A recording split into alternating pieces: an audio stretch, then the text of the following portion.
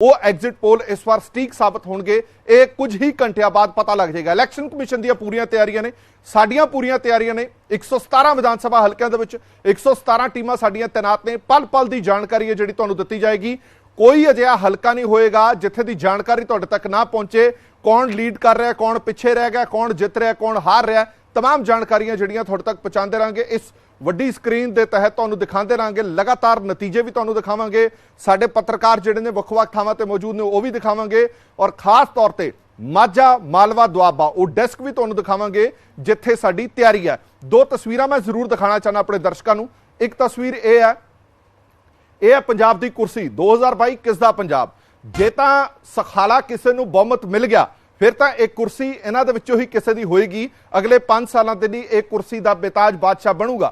जेकर clear majority किसी नूं नहीं मिलती, किसी भी पोलीटिकल पार्टी नूं क्लीयर मेजोरिटी नहीं मिलती, तां की होएगा? तां होएगा सत्ता का असली खेड शुरू, शतरंज की बाजी।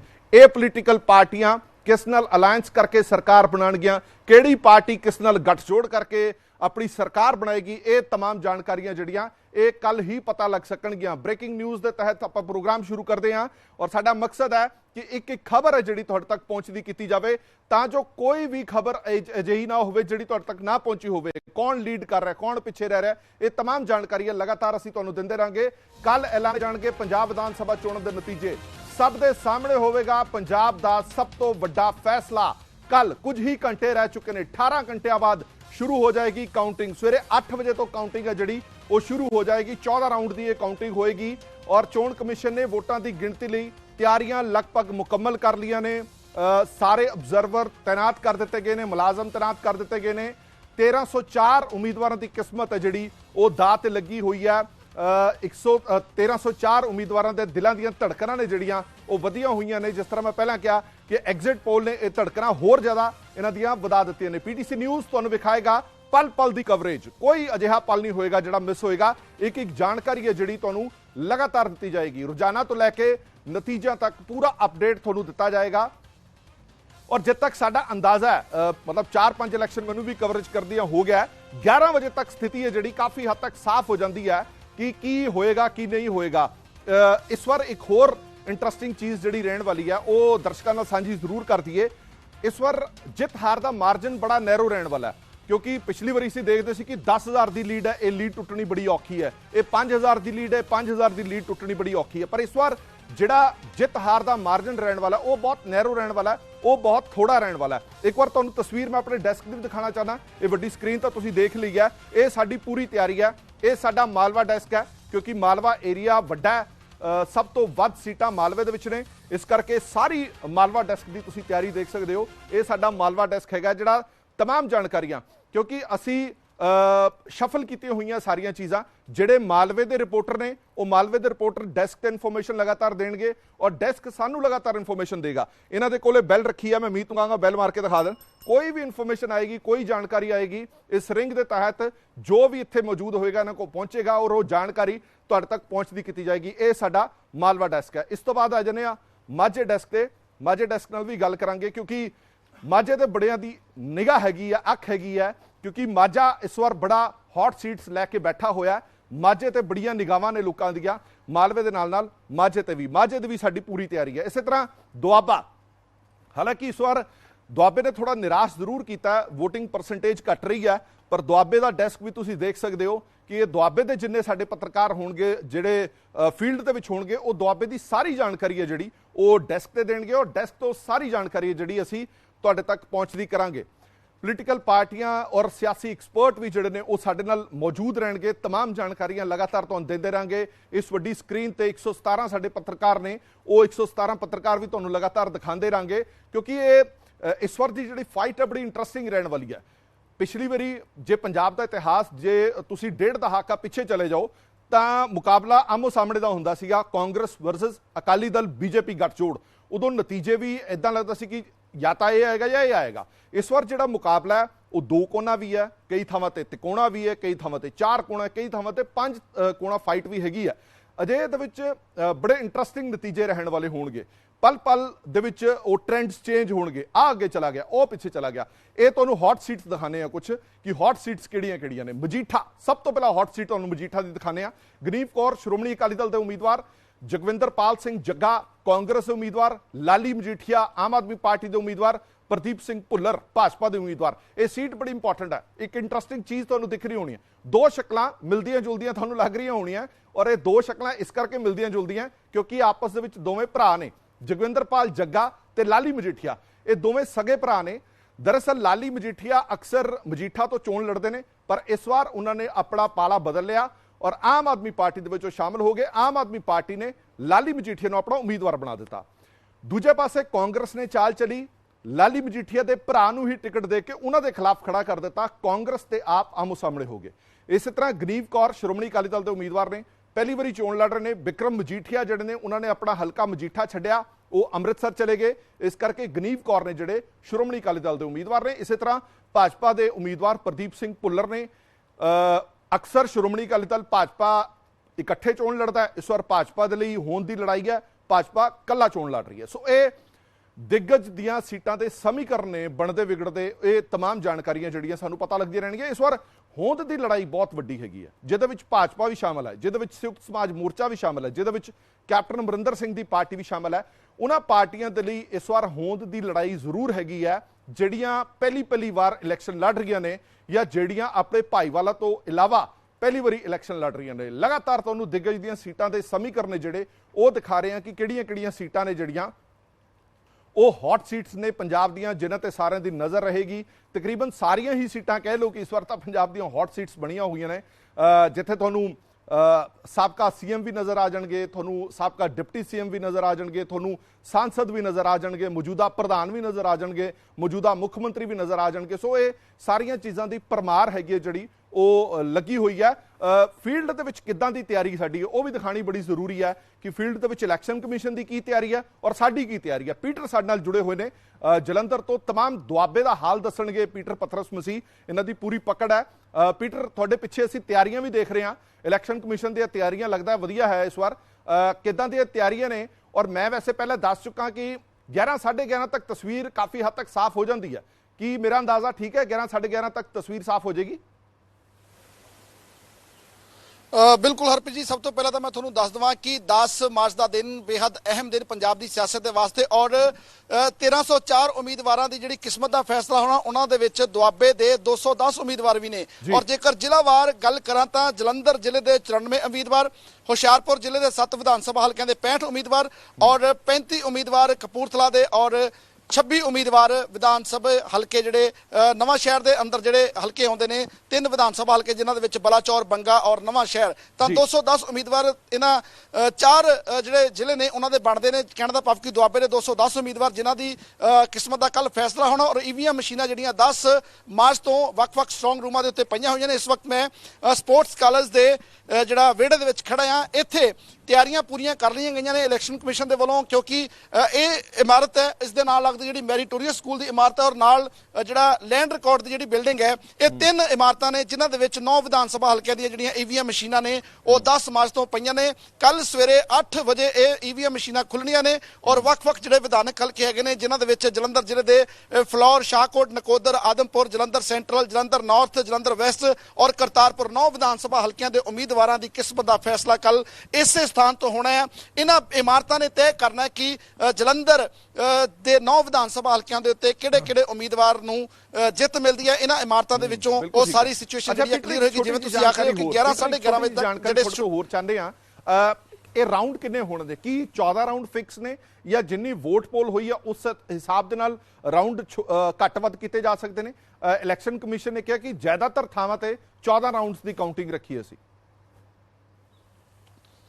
ਬਿਲਕੁਲ, ਕਿਉਂਕਿ ਜਿਹੜੀ ਐਵਰੇਜ ਹੈ ਜਾਂ ਆਪਾਂ ਮੈਕਸਿਮਮ ਕਹਿ ਲਈਏ ਕਿ 14 ਰਾਉਂਡ ਹੀ ਹੋਣੇ ਨੇ, ਪਰ ਜਿਹੜੇ ਕੁਝ ਦਿਹਾਤੀ ਇਲਾਕੇ ਹੈਗੇ ਨੇ ਜਿਨ੍ਹਾਂ ਦੇ ਵਿੱਚ ਸਾਡਾ ਜਲੰਧਰ ਜ਼ਿਲ੍ਹੇ ਦਾ ਸ਼ਾਹਕੋਟ ਹੈ ਜਾਂ ਨਕੋਦਰ ਹਲਕਾ, ਜਿੱਥੇ ਜਿਹੜੇ ਜ਼ਿਆਦਾ ਪੋਲਿੰਗ ਸਟੇਸ਼ਨ ਹਨ 250 ਤੋਂ ਵੱਧ, ਉਹਨਾਂ ਥਾਵਾਂ ਦੇ ਉੱਤੇ 1-2 ਰਾਉਂਡ ਜਿਹੜੇ ਆ ਉਹ ਵੱਧ ਹੋ ਸਕਦੇ ਨੇ। ਪਰ ਐਜ਼ ਐਨ ਐਵਰੇਜ ਅਸੀਂ ਮੰਨ ਕੇ ਚੱਲੀਏ ਤਾਂ 14 ਰਾਉਂਡ ਹਰ ਇੱਕ ਹਲਕੇ ਦੇ ਵਾਸਤੇ ਹੋਣਗੇ। ਖਾਸ ਗੱਲ ਇਹ ਕਿ ਇਸ ਵਾਰ ਇੱਕ ਜਿਹੜਾ ਹਲਕਾ ਆ ਉਹਦੀ ਗਿਣਤੀ 2 ਥਾਵਾਂ ਦੇ ਉੱਤੇ ਹੋਣੀ ਹੈ। ਕਹਿਣ ਦਾ ਭਾਵ ਕਿ ਅੱਗੇ ਇੱਕੋ ਹਾਲ ਦੇ ਵਿੱਚ 14 ਟੇਬਲ ਲੱਗਦੇ ਸਨ, ਹੁਣ 7-7 ਟੇਬਲ ਲੱਗਣਗੇ। ਇੱਕ ਹਾਲ ਦੇ ਵਿੱਚ 1 ਤੋਂ ਲੈ ਕੇ 7 ਨੰਬਰ ਤੱਕ ਦੇ ਟੇਬਲ ਹੋਣਗੇ, ਦੂਸਰੇ ਦੇ ਵਿੱਚ 8 ਨੰਬਰ ਤੋਂ ਲੈ ਕੇ 14 ਨੰਬਰ ਤੱਕ ਦੇ ਜਿਹੜੇ ਆ ਉਹ ਟੇਬਲ ਹੋਣਗੇ, ਕਿਉਂਕਿ ਕੋਵਿਡ ਦੇ ਮੱਦੇਨਜ਼ਰ ਜਿਹੜੀਆਂ ਇਲੈਕਸ਼ਨ ਕਮਿਸ਼ਨ ਦੀਆਂ ਹਦਾਇਤਾਂ ਹੈਗੇ ਨੇ ਉਸ ਦੀ ਪਾਲਣਾ ਕਰਦਿਆਂ ਹਰੇਕ ਹਲਕੇ ਦੇ ਵਾਸਤੇ 2-2 ਹਾਲ ਹੋਣਗੇ, ਜਿਨ੍ਹਾਂ ਦੇ ਵਿੱਚ ਕਾਊਂਟਿੰਗ ਜਿਹੜੀ ਹੈ ਉਹ ਸਵੇਰੇ 8 ਵਜੇ ਤੋਂ ਸ਼ੁਰੂ ਹੋ ਜਾਣੀ ਹੈ। ਤਾਂ ਜਿਹੜਾ 1-1 ਘੰਟੇ ਦੇ ਬਾਅਦ ਸਾਰੀ ਤਸਵੀਰ ਜਿਹੜੀ ਹੈ ਉਹ ਕਲੀਅਰ ਹੋਣੀ ਸ਼ੁਰੂ ਹੋ ਜਾਣੀ ਹੈ। 11 ਵਜੇ ਤੱਕ ਸ਼ੁਰੂਆਤੀ ਜਿਹੜੇ ਰੁਝਾਨ ਅਸੀਂ ਕਹਿ ਸਕਦੇ ਹਾਂ ਕਿ ਸਾਹਮਣੇ ਆਉਣੇ ਸ਼ੁਰੂ ਹੋ ਜਾਣਗੇ ਕਿ ਕਿਹੜੇ ਹਲਕੇ ਤੋਂ ਕਿਹੜੇ ਉਮੀਦਵਾਰ ਦਾ ਪਲੜਾ ਭਾਰੀ ਹੁੰਦਾ ਨਜ਼ਰ ਆ ਰਿਹਾ ਹੈ। ਵੈਸੇ ਤਾਂ ਤਕਰੀਬਨ ਜਿਹੜੇ 8 ਕਰਾਊਂਡ ਤੱਕ ਸਾਰੀ ਸਿਚੁਏਸ਼ਨ ਜਿਹੜੀ ਆ ਉਹ ਲਗਭਗ ਕਲੀਅਰ ਹੋਣੀ ਸ਼ੁਰੂ ਹੋ ਜਾਂਦੀ ਹੈ। ਜੇਕਰ ਅਸੀਂ ਪਿਛਲੇ ਇਲੈਕਸ਼ਨਾਂ ਦੀ ਨਜ਼ਰ ਮਾਰੀਏ ਤਾਂ 8 ਕਰਾਊਂਡ ਤੱਕ 8-9 ਰਾਊਂਡ ਤੱਕ ਲਗਭਗ ਜਿਹੜੀ ਲੀਡ ਬਣ ਜਾਂਦੀ ਹੈ, ਉਸ ਨੂੰ ਫਿਰ ਅਖੀਰਲੇ ਰਾਊਂਡਸ ਦੇ ਵਿੱਚ ਤੋੜਨਾ ਜਿਹੜਾ ਹੈ ਦੂਸਰੇ ਉਮੀਦਵਾਰਾਂ ਦੇ ਵੱਲੋਂ ਉਹ ਸੌਖਾ ਨਹੀਂ ਹੁੰਦਾ, ਉਹ ਇੱਕ ਚੁਣੌਤੀ ਬਣ ਜਾਂਦੀ ਹੈ। ਪਰ 8 ਵਜੇ ਈਵੀਐਮ ਮਸ਼ੀਨਾਂ ਖੁੱਲਣਗੀਆਂ, ਕਿਹੜੇ ਉਮੀਦਵਾਰ ਦੀ ਕਿਸਮਤ ਕੱਲ ਖੁੱਲੇਗੀ, ਕਿਹੜਾ ਉਮੀਦਵਾਰ ਇਸ ਇਮਾਰਤ ਦੇ ਵਿੱਚ तमाम ਜਾਣਕਾਰੀ ਦੇ ਲਈ ਮਾਝੇ ਦਾ ਹਾਲ ਵੀ ਜਾਣਾਂਗੇ ਆਪਾਂ, ਦੁਆਬੇ ਦਾ ਹਾਲ ਜਾਣ ਲਿਆ ਪੀਟਰ ਤੋਂ। ਇੱਕ ਗੱਲ ਬੜੀ ਇੰਟਰਸਟਿੰਗ ਇੱਥੇ ਰਹਿਣ ਵਾਲੀ ਹੈ, ਇਸ ਵਾਰ ਲੀਡ ਦਾ ਬੜਾ ਧਿਆਨ ਰੱਖਿਆ ਜਾਏਗਾ ਕਿ ਕਿਹੜੀ ਲੀਡ ਜਿਹੜੀ ਬਣ ਗਈ ਹੈ ਉਹ ਲੀਡ ਟੁੱਟੇਗੀ ਕਿ ਨਹੀਂ ਟੁੱਟੇਗੀ। ਜਦੋਂ ਬਹੁਕੋਣੀ ਮੁਕਾਬਲਾ ਹੋਵੇ ਉਦੋਂ ਲੀਡ ਜਿਹੜੀ ਹੈ ਉਹ ਜ਼ਿਆਦਾ ਤੁਹਾਨੂੰ ਮਿਲ ਨਹੀਂ ਪਾਉਂਦੀ। ਅਗਲੇ ਰਾਊਂਡ ਦੇ ਵਿੱਚ ਕੀ ਹੋ ਸਕਦਾ ਕਿਸੇ ਨੂੰ ਕੁਝ ਪਤਾ ਨਹੀਂ ਹੈ। ਜੇ ਲੀਡ ਵੱਡੀ ਹੁੰਦੀ ਹੈ ਤਾਂ ਜਿਸ ਦੀ ਲੀਡ ਜ਼ਿਆਦਾ ਹੁੰਦੀ ਹੈ ਉਹਨੂੰ ਧਰਵਾਸ ਰਹਿੰਦਾ ਕਿ ਆਹ ਲੀਡ ਜਿਹੜੀ ਟੁੱਟਣੀ ਬੜੀ ਔਖੀ ਹੈ, ਜੇ ਟੁੱਟੇਗੀ ਨਹੀਂ ਤਾਂ ਘੱਟੋ ਘੱਟ ਬਰਾਬਰ ਤੱਕ ਜ਼ਰੂਰ ਆ ਜਾਏਗੀ। ਮਾਝੇ ਦੇ ਕੀ ਹਾਲਾਤ ਨੇ, ਮਾਝੇ ਦੇ ਵਿੱਚ ਕੀ ਤਿਆਰੀ ਹੈ, ਇਸ ਬਾਰੇ ਗੱਲਬਾਤ ਕਰਨ ਦੇ ਲਈ ਸਿੱਧਾ ਅੰਮ੍ਰਿਤਸਰ ਚੱਲਦੇ ਹਾਂ। ਸਾਡੇ ਨਾਲ ਮਨਿੰਦਰ ਮੋਂਗਾ ਜੁੜੇ ਹੋਏ ਨੇ। ਮਨਿੰਦਰ, ਤੁਹਾਡੇ ਤੋਂ ਮੈਂ ਮਾਝੇ ਦਾ ਹਾਲ ਜ਼ਰੂਰ ਜਾਣਨਾ ਚਾਹੁੰਦਾ, ਕਿਸ ਤਰ੍ਹਾਂ ਦੀਆਂ ਤਿਆਰੀਆਂ ਨੇ ਮਾਝੇ ਦੇ ਵਿੱਚ।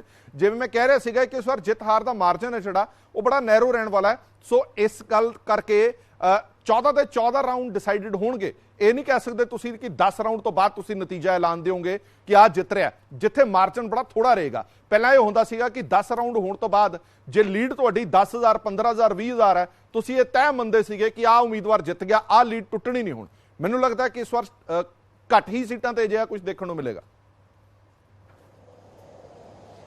ਬਿਲਕੁਲ ਹਰਪ੍ਰੀਤ, ਇਹ ਪਹਿਲੀ ਵਾਰ ਹੋਇਆ ਕਿ ਪੰਜਾਬ ਦੇ ਵਿੱਚ ਵਿਧਾਨ ਸਭਾ ਚੋਣਾਂ ਦੇ ਦੌਰਾਨ 4 ਕੋਣੀ ਮੁਕਾਬਲਾ ਹੋਇਆ, ਜਿੱਥੇ ਅਕਾਲੀ ਭਾਜਪਾ ਇਸ ਵਾਰੀ ਅਲੱਗ-ਅਲੱਗ ਹੋ ਕੇ ਲੜੇ ਨੇ। ਉੱਥੇ ਆਮ ਆਦਮੀ ਪਾਰਟੀ, ਕਾਂਗਰਸ, ਭਾਜਪਾ ਅਤੇ ਚੌਥੀ ਧਿਰ ਜਿਹੜੀ ਹੈ ਉਹ ਵੀ ਨਜ਼ਰ ਆ ਰਹੀ ਹੈ। ਤਾਂ 4 ਕਾਂਗਰਸ ਤੋਂ 4 ਧਿਰਾਂ ਜਿਹੜੀਆਂ ਨਜ਼ਰ ਆ ਰਹੀਆਂ ਨੇ। ਇਸ ਤੋਂ ਇਲਾਵਾ ਕਿਸਾਨ ਜਥੇਬੰਦੀਆਂ ਵੱਲੋਂ ਵੀ ਆਪਣੇ ਉਮੀਦਵਾਰ ਮੈਦਾਨ ਵਿੱਚ ਉਤਾਰੇ ਗਏ ਨੇ। ਤੋਂ ਪ੍ਰਬੰਧਾਂ ਦੀ ਗੱਲ ਕਰਨ ਤੋਂ ਪਹਿਲਾਂ ਅਸੀਂ ਪੋਲ ਹੋਈ ਵੋਟਾਂ ਦੀ ਗੱਲ ਕਰਾਂਗੇ ਕਿ ਜੇ ਅਸੀਂ ਸਰਹੱਦੀ ਜ਼ਿਲ੍ਹੇ ਅੰਮ੍ਰਿਤਸਰ ਦੀ ਗੱਲ ਕਰੀਏ ਤਾਂ 11 ਵਿਧਾਨ ਸਭਾ ਹਲਕਿਆਂ ਲਈ ਕੁੱਲ 13,41,87 ਵੋਟਰਾਂ ਨੇ, ਮਾਫ ਕਰਨਾ 78 ਵੋਟਰਾਂ ਨੇ ਆਪਣੇ ਵੋਟ ਪਾਉਣ ਦੇ ਹੱਕ ਦੀ ਵਰਤੋਂ ਕੀਤੀ, ਯਾਨੀ ਕਿ ਕੁੱਲ 65.87% ਪੋਲਿੰਗ ਜਿਹੜੀ ਹੈ ਹੋਈ ਹੈ, ਜਿਨ੍ਹਾਂ ਵਿੱਚ ਸਭ ਤੋਂ ਵੱਧ ਹਲਕਾ ਅਜਨਾਲਾ ਤੋਂ 76% ਅਤੇ ਸਭ ਤੋਂ ਘੱਟ ਹਲਕਾ ਦੱਖਣੀ ਤੋਂ 50% ਦੇ ਕਰੀਬ ਜਿਹੜੀ ਹੈ ਉਹ ਪੋਲਿੰਗ ਹੋਈ ਸੀ। ਤਾਂ ਗਿਣਤੀ ਕੇਂਦਰਾਂ ਦੀ ਗੱਲ ਕਰੀ ਤਾਂ 11 ਵਿਧਾਨ ਸਭਾ ਹਲਕਿਆਂ ਲਈ 11 ਗਿਣਤੀ ਕੇਂਦਰ ਬਣਾਏ ਗਏ ਨੇ, ਜਿੱਥੇ ਅਜਨਾਲਾ ਤੇ ਬਾਬਾ ਬਕਾਲਾ ਚ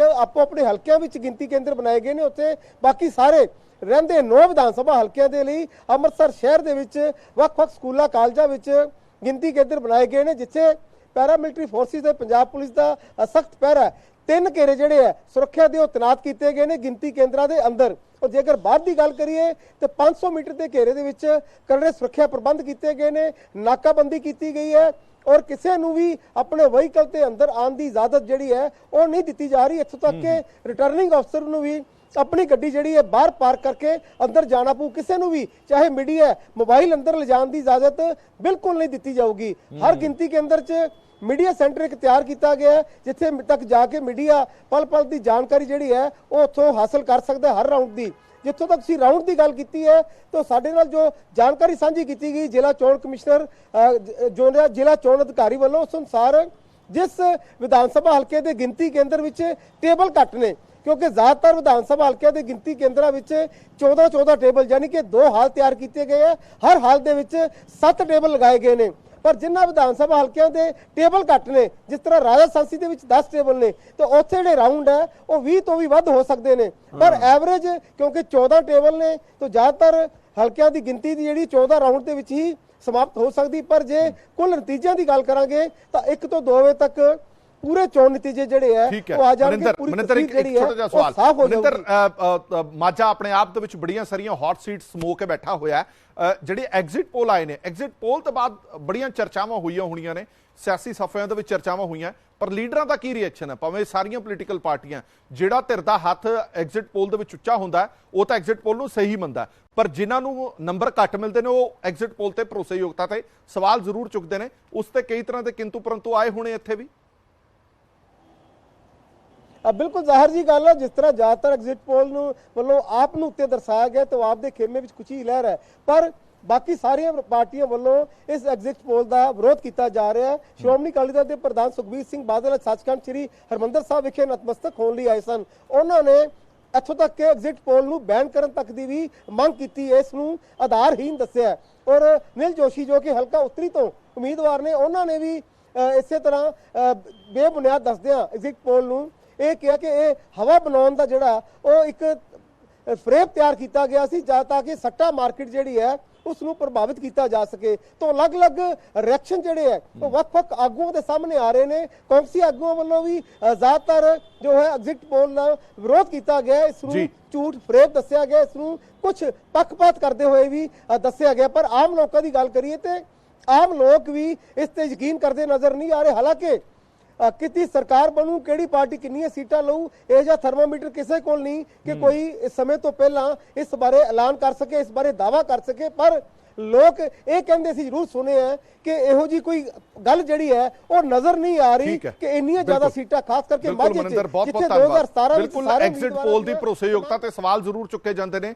ਜਿਵੇਂ ਮਨਿੰਦਰ ਮੋਂਗਾ ਵੀ ਦੱਸ ਰਹੇ ਸੀਗੇ ਕਿ ਜੇ ਪੰਜਾਬ ਦੇ ਸੰਦਰਭ 'ਚ ਤੁਸੀਂ ਗੱਲ ਕਰੋ ਤਾਂ ਪੰਜਾਬ ਦੇ ਸੰਦਰਭ ਦੇ ਵਿੱਚ ਇਹ ਐਗਜ਼ਿਟ ਪੋਲ ਨੇ ਜਿਹੜੇ ਇਹ ਫੇਲ ਹੀ ਸਾਬਤ ਹੁੰਦੇ ਨੇ। ਇਸ ਕਰਕੇ ਭਾਵੇਂ ਉਹ ਆਮ ਲੋਕ ਹੋਣ ਜਾਂ ਪੋਲੀਟੀਕਲ ਪਾਰਟੀਆਂ ਹੋਣ, ਉਹ ਇਸ ਤੇ ਭਰੋਸਾ ਜਲਦੀ ਨਹੀਂ ਕਰਦੀਆਂ। ਹਾਲਾਂਕਿ ਉਹ ਪੋਲੀਟੀਕਲ ਪਾਰਟੀ ਦਾ ਜ਼ਰੂਰ ਭਰੋਸਾ ਕਰੇਗੀ ਜਿਸ ਪੋਲੀਟੀਕਲ ਪਾਰਟੀ ਨੂੰ ਐਗਜ਼ਿਟ ਪੋਲ ਜਿਹੜੇ ਨੇ ਉਹ ਨੰਬਰ ਵੱਧ ਦੇ ਰਹੇ ਨੇ। ਇੱਕ ਵਾਰ ਡੈਸਕ ਤੇ ਜਲਦੀ ਗੱਲ ਕਰ ਰਹੇ ਹਾਂ, ਆਪਣੇ ਕੋਲ ਸਮਾਂ ਘੱਟ ਹੈ। ਮਾਲਵਾ ਡੈਸਕ ਸਭ ਤੋਂ ਪਹਿਲਾਂ ਮੈਂ ਇਹ ਦੱਸ ਦਵਾਂ ਕਿ ਬੈਲ ਹੈ, ਕੱਲ ਇਸ ਬੈਲ ਨੂੰ ਸਾਹ ਨਹੀਂ ਆਣਾ ਕਿਉਂਕਿ ਜਦੋਂ 8 ਵਜੇ ਤੋਂ ਬਾਅਦ ਰਿਜ਼ਲਟ ਆਣੇ ਹੈ ਤਾਂ ਇਹ ਜਿਹੜੀ ਘੰਟੀ ਹੈ ਲਗਾਤਾਰ ਵੱਜਦੀ ਰਹਿਣੀ ਹੈ, ਇਹ ਜ਼ਰੂਰ ਪਤਾ ਹੈ। ਮੀਤ ਤੋਂ ਪੁੱਛਦੇ ਹਾਂ, ਪਹਿਲਾਂ ਵੀ ਤੁਸੀਂ ਮਾਲਵੇ ਦੀ ਸਾਡੇ ਨਾਲ ਜਾਣਕਾਰੀ ਸਾਂਝੀ ਕੀਤੀ ਸੀ, ਕੀ ਲੱਗਦਾ ਕਿ ਕਦੋਂ ਤੱਕ ਤਸਵੀਰ ਸਾਫ਼ ਹੋ ਸਕੇਗੀ? ਇਲੈਕਸ਼ਨ ਕਮਿਸ਼ਨ ਨੇ ਇਸ ਵਾਰ ਇੱਕ ਚੰਗਾ ਕੰਮ ਕੀਤਾ ਕਿ ਮੀਡੀਆ ਸੈਂਟਰ ਬਣਾ ਦਿੱਤੇ ਨੇ ਹਰ ਹਲਕੇ ਦੇ ਬਾਹਰ, ਤਾਂ ਲੱਗਦਾ ਤੁਹਾਨੂੰ ਕਿ ਉਸ ਨਾਲ ਜਲਦੀ ਨਤੀਜੇ ਪਤਾ ਲੱਗ ਜਾਣਗੇ? ਬਿਲਕੁਲ, ਜਿਸ ਤਰੀਕੇ ਨਾਲ ਤੁਸੀਂ ਗੱਲ, ਬੇहद ਅਹਿਮ ਸਵਾਲ ਹੈਗਾ ਕਿ ਨਤੀਜੇ ਕਦੋਂ ਤੱਕ ਪਤਾ ਲੱਗਣਗੇ, 11 ਵਜੇ ਜਾਂ 11:30 ਜਾਂ 12 ਵਜੇ? ਮੈਨੂੰ ਲੱਗਦਾ ਕਿ 12 ਤੋਂ ਬਾਅਦ ਤਸਵੀਰ ਜਿਹੜੀ ਕਲੀਅਰ ਹੋਏਗੀ। ਉਹਦੇ ਦੋ ਰੀਜ਼ਨ ਹੈਗੇ, ਇੱਕ ਤਾਂ ਕੈਂਡੀਡੇਟ ਬਹੁਤ ਜ਼ਿਆਦਾ ਹੈਗੇ ਨੇ, ਬਹੁਤ ਤੇਰੀ ਮੁਕਾਬਲਾ ਹੈਗਾ। ਦੂਸਰਾ ਇਹ ਹੈ ਕਿ ਮਾਰਜਨ ਜਿਹੜਾ ਹਾਈਐਸਟ ਵੋਟ ਹੈਗੀ ਆ ਉਹ ਬਹੁਤ ਘੱਟ ਰਹਿਣ ਵਾਲੀ ਆ। ਮਾਰਜਨ ਤਾਂ ਘੱਟ ਰਹਿਣ ਵਾਲੀ ਆ, ਲੇਕਿਨ ਹਾਈਐਸਟ ਵੋਟ ਜਿਹੜੀ ਹੈਗੀ ਆ ਉਹ ਵੀ ਬਹੁਤ ਘੱਟ ਰਹਿਣ ਵਾਲੀ ਆ, ਜਿਹਦੇ ਕਰਕੇ ਆਖਰੀ ਰਾਊਂਡ ਤੱਕ ਇਹ ਹੋ ਸਕਦਾ ਕਿ ਮੁਕਾਬਲਾ ਬਿਲਕੁਲ ਕਿਉਂਕਿ ਇਸ ਵਾਰ ਮੈਂ ਜਿਸ ਤਰ੍ਹਾਂ ਪਹਿਲਾਂ ਹੀ ਕਿਹਾ ਕਿ ਇਸ ਵਾਰ ਬਹੁ ਕੋਣੀ ਮੁਕਾਬਲਾ ਹੈ ਔਰ ਉਸ ਤੋਂ ਬਾਅਦ ਜਿਹੜੀਆਂ ਧਿਰਾਂ ਨੇ ਉਹ ਧਿਰਾਂ ਬੜੀਆਂ ਜ਼ਿਆਦਾ ਨੇ।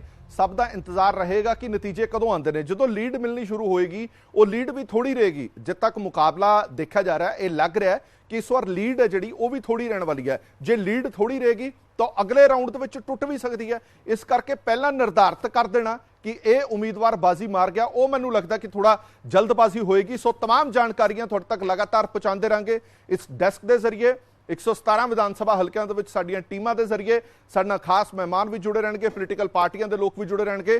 तमाम ਜਾਣਕਾਰੀਆਂ ਸਭ ਤੋਂ ਪਹਿਲਾਂ ਕਿਸ ਦਾ ਪੰਜਾਬ 2022 ਸਿਰਫ ਤੇ ਸਿਰਫ PTC ਨਿਊਜ਼ ਤੇ। ਧੰਨਵਾਦ।